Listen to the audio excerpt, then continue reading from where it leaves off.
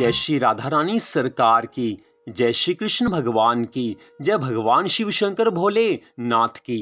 मंदिर शिव बंसी वाले महात्मा यूट्यूब चैनल की ओर से हम आप सभी भक्तों का हार्दिक अभिनंदन करते हैं। आज की इस वीडियो में हम आप सबको बड़ी विशेष जानकारी देने जा रहे हैं। हो सकता है कि ये बात आपको पहले से पता हो, लेकिन अधिकांश भक्तों को इसके बारे में नहीं पता होगा। तो आप सभी जानते हैं कि हमारे हिंदू धर्म के अनुसार जब किसी मनुष्य की मृत्यु होती है तो उसका अंतिम संस्कार किया जाता है। तो अब हम आपको यहाँ पर बताएंगे कि जब मनुष्य की मृत्यु होती है उसका संस्कार किया जाता है, दाह संस्कार किया जाता है, उसकी चिता में अग्नि दी जाती है। उस समय उसकी चिता में ऐसी कौन सी चीज डालनी चाहिए कि जिससे उस व्यक्ति की उसी क्षण मुक्ति हो जाए, उसी क्षण उस जीवात्मा को मुक्ति प्राप्त हो जाए।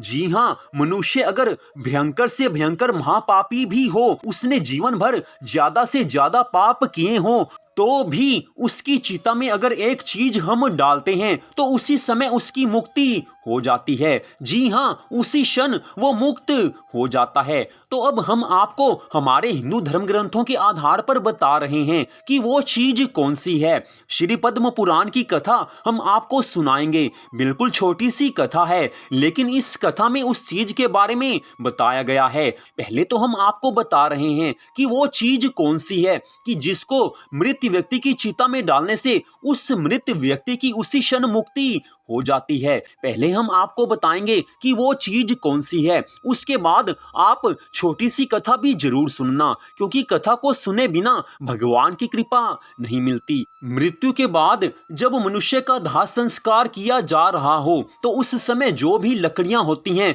उन लकड़ियों में आप तुलसी जी के पौधे की एक लकड़ी डाल दीजिए। जी हाँ, तुलसी जी के पौधे की लकड़ी आप उस जलती हुई चिता में डाल दीजिए। तो आप विश्वास रखिए कि उस व्यक्ति की एक क्षण में मुक्ति हो जाएगी। चाहे वो भगवान को मानने वाला हो, चाहे वो भगवान को ना भी मानता हो, चाहे वो पुण्य कर्म करने वाला हो, चाहे वो भयंकर पापी हो, उसकी एक क्षण में मुक्ति हो जाएगी। ये तो तुलसी माता की शक्ति है। भगवान श्री कृष्ण जी ने तुलसी माता को ये वरदान दिया था और भगवान शिव शंकर ने इसके बारे में देवऋषि नारद जी को कथा सुनाई थी। वो कथा हम आपको सुना रहे हैं। आपसे हाथ जोड़कर निवेदन है कि इस छोटी सी कथा को आप जरूर सुनें। तो श्री पद्म पुराण में भगवान शिव शंकर भोलेनाथ जी महाराज देवऋषि नारद जी को पहले तो तुलसी जी की महिमा का वर्णन बताते हैं, तुलसी जी के महात्म्य के बारे में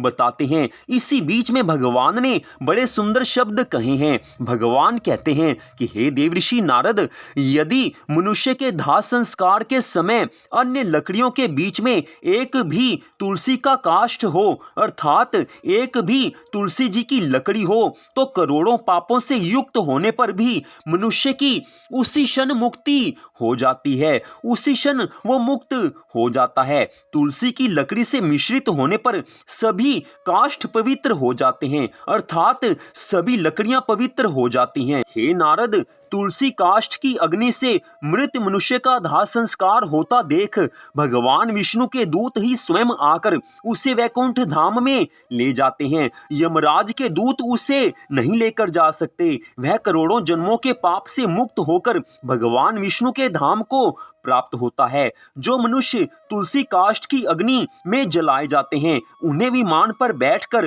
वैकुंठ धाम में जाते देख देवता उनके ऊपर पुष्पांजलि चढ़ाते हैं। ऐसे पुरुष को देखकर श्री हरि विष्णु भगवान जी और भगवान शिव संतुष्ट होते हैं। हे नारद, श्री हरि विष्णु भगवान जी उस व्यक्ति के सामने जाकर हाथ पकड़कर उसे अपने धाम में ले जाते हैं।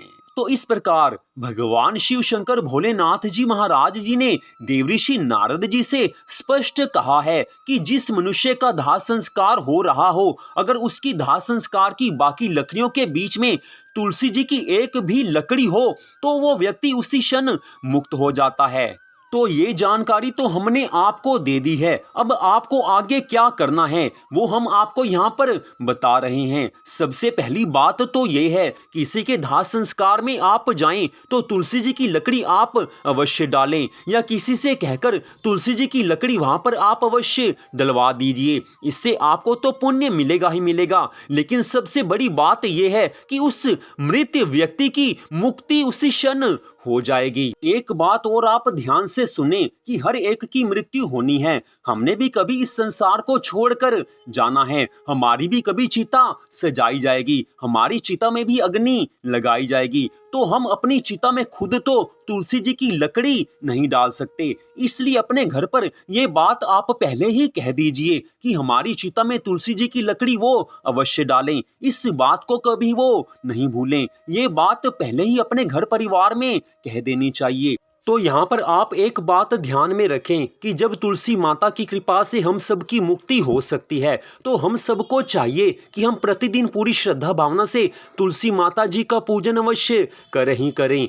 लेकिन आप ये बात भी ध्यान में रखें कि कोई व्यक्ति अगर जीवन भर तुलसी माता का पूजन नहीं करता, अगर उसकी चिता में भी तुलसी जी की लकड़ी डाली जाती है, तो भी उसकी मुक्ति हो जाएगी। ये तुलसी माता की शक्ति से होता है। लेकिन फिर भी हम सबका धर्म है, हम सबका कर्तव्य बनता है कि हम प्रतिदिन तुलसी माता जी का पूरी श्रद्धा भावना से पूजन करें। अब यहाँ पर आप देखिए कि श्री कृष्ण भगवान जी ने तुलसी माता को ये वरदान दिया था। भगवान शिव ने इस कथा को देवऋषि नारद जी को सुनाया है।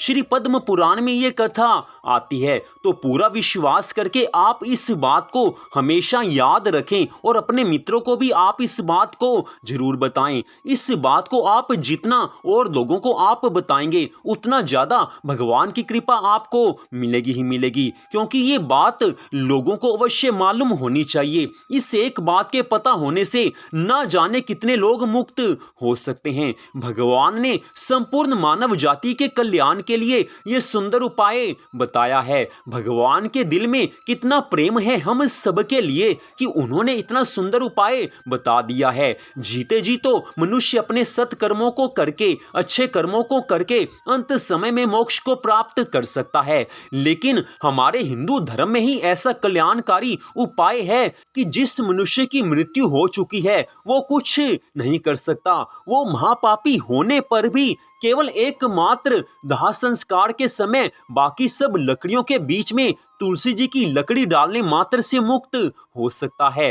केवल हिंदू धर्म में ही ऐसे सुंदर उपाय बताए जाते हैं। सारी जानकारी हमने आपको दे दी है। फिर भी आपके मन में कोई प्रश्न हो, कोई शंका हो, तो हमारा मोबाइल नंबर आप सामने मोबाइल की स्क्रीन पर देख सकते हैं। कभी भी आप फोन करके सारी जानकारी प्राप्त कर सकते हैं। तो मंदिर श्री बंसी वाले महात्मा यूट्यूब चैनल की ओर से आज की इस वीडियो को देखने के लिए आप सबका हार्दिक धन्यवाद। भगवान श्री राधा कृष्ण जी की, भगवान श्री शिव शंकर भोलेनाथ जी की, तुलसी माता की अनंत कृपा सदा आप सब पर, आपके परिवार पर बनी रहे। इसी मंगल कामना के साथ जय श्री राधा रानी सरकार की, जय श्री कृष्ण भगवान की, जय शिव शंकर भोलेनाथ जी महाराज की, जय तुलसी माता की।